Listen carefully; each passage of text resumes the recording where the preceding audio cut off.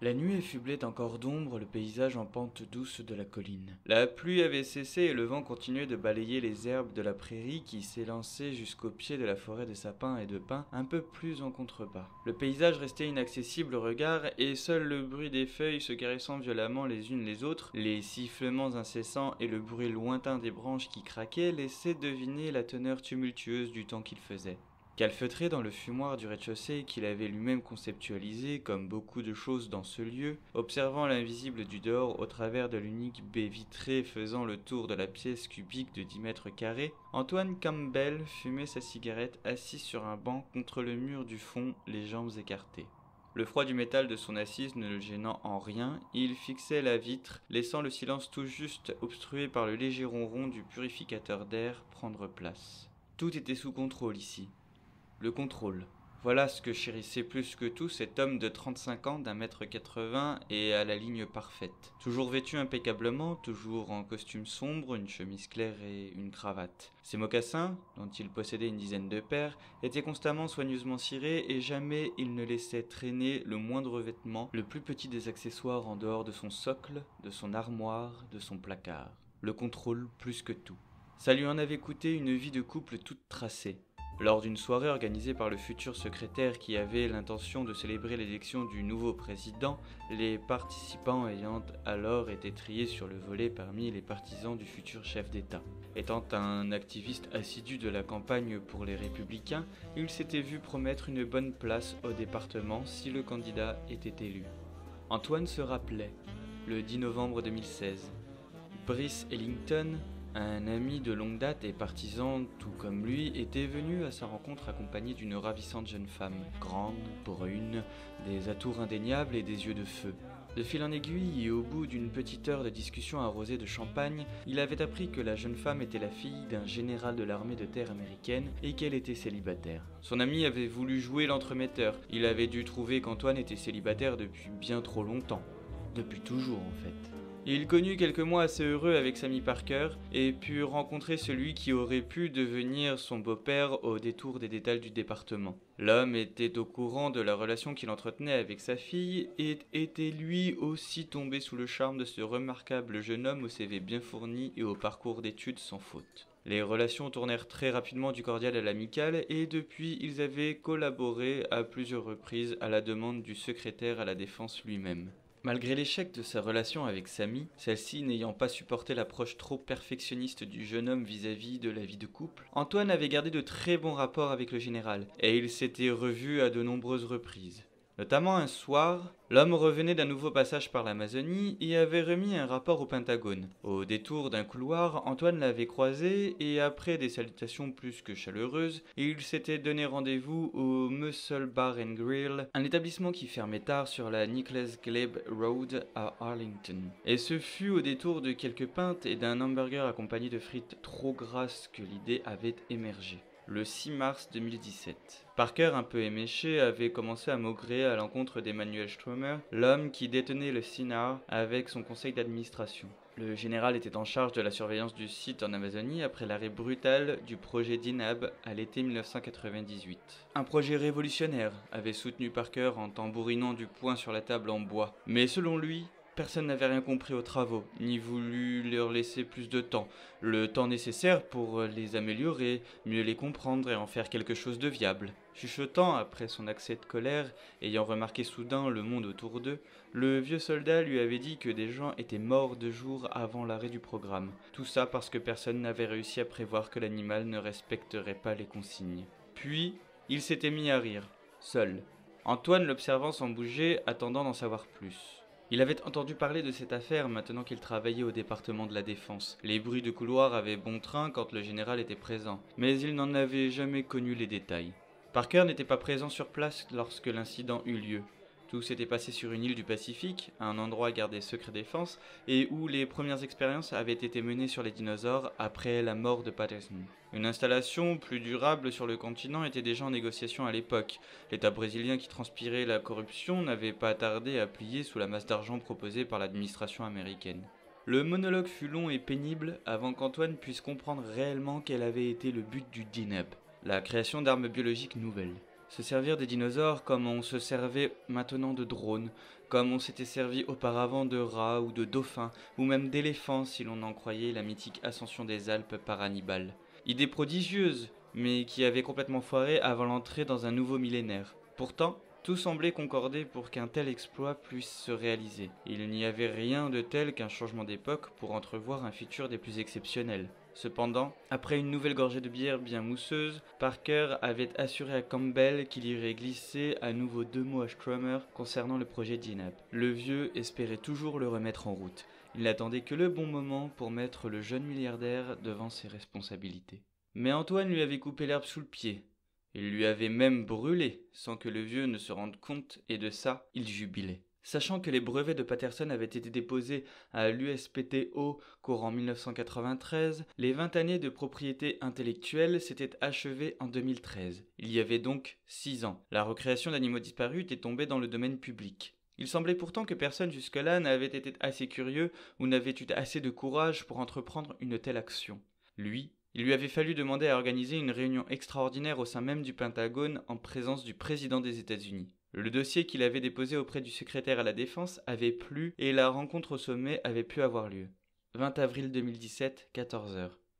Il était debout, face à une petite assemblée, assis autour d'une table en bois massif ovale, constituée des plus hauts dignitaires des corps armés, du secrétaire à la Défense, du secrétaire d'État, du secrétaire à la Sécurité intérieure, du président de la Chambre des représentants, du vice-président et du président. Dans le plus grand secret, tout ce petit monde s'était réuni afin d'entendre ce qu'avait à proposer Antoine. L'homme s'était senti grisé d'avoir un tel impact sur ces gens influents, mais il avait gardé le contrôle.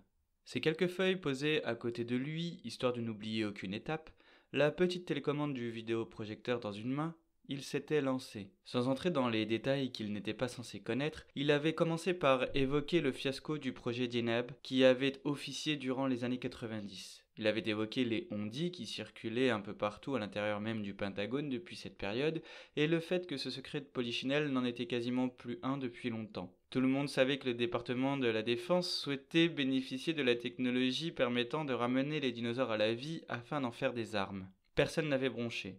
Tous l'écoutaient. Certains un peu plus attentivement que d'autres. Le président, l'homme le plus important du pays, était en train de griffonner sur une feuille alors qu'il était en plein discours. Loin d'être décontenancé, il avait continué sur sa lancée, sachant pertinemment qu'il finirait par captiver l'attention de tous. Très vite, passant par la révolution Synart, les progrès technologiques, la facilité avec laquelle on récupérait de l'ADN exploitable et dont on faisait un être vivant, la dispersion des parcs à travers le monde, les différentes recherches menées sur ces animaux, notamment dans le domaine de l'agriculture et du pharmaceutique, il en était arrivé à dire que le tout était devenu une espèce de manne financière intarissable et que chacun pouvait dès à présent y prendre sa part du gâteau. Le président avait relevé la tête et s'était installé dans le fond de son siège, présentant soudainement sa fameuse moue sous sa tignasse blonde, supposant son intérêt pour ce qui allait suivre. Voilà où Antoine voulait en arriver, oublier le projet Dinab et se servir de la technologie tombée dans le domaine public depuis quelques années pour produire leurs propres animaux et se servir de certaines de leurs particularités dans le domaine de la défense militaire. Il suffisait d'aller dans les parcs et d'écouter les commentaires audio, les rapports des chercheurs ou d'assister à une visite guidée pour se rendre compte de l'arsenal de poisons, cellules, bactéries et enzymes aux formidables propriétés que possédaient certaines espèces. Du venin des Zoopaesaurus et des Sinornithosaurus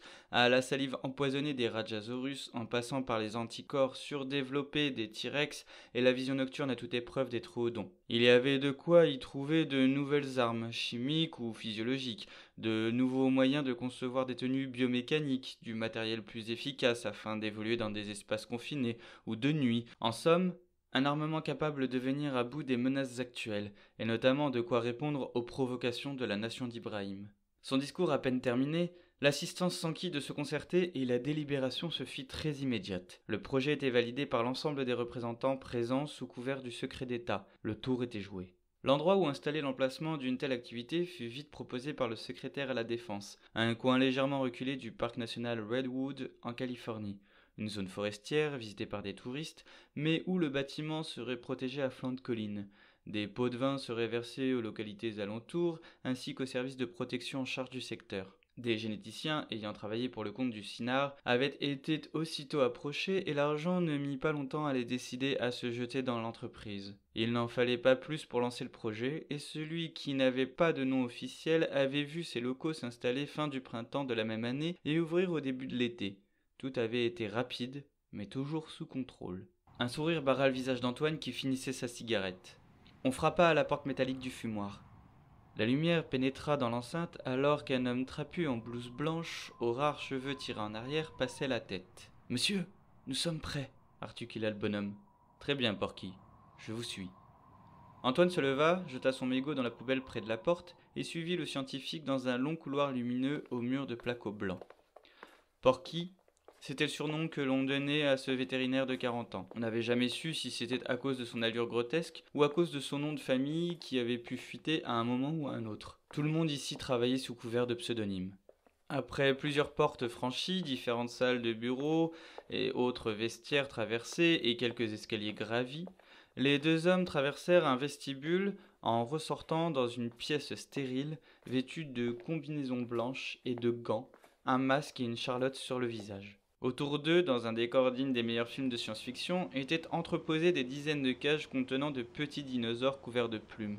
En y regardant bien, Campbell reconnut des Sinornithosaurus. L'un d'eux avait encore la queue d'un rat qui pendait entre ses dents, tandis qu'un autre éventrait un de ses rongeurs. Plusieurs autres piaillaient en s'agitant. Les cages fixées au mur métallique tenaient bon.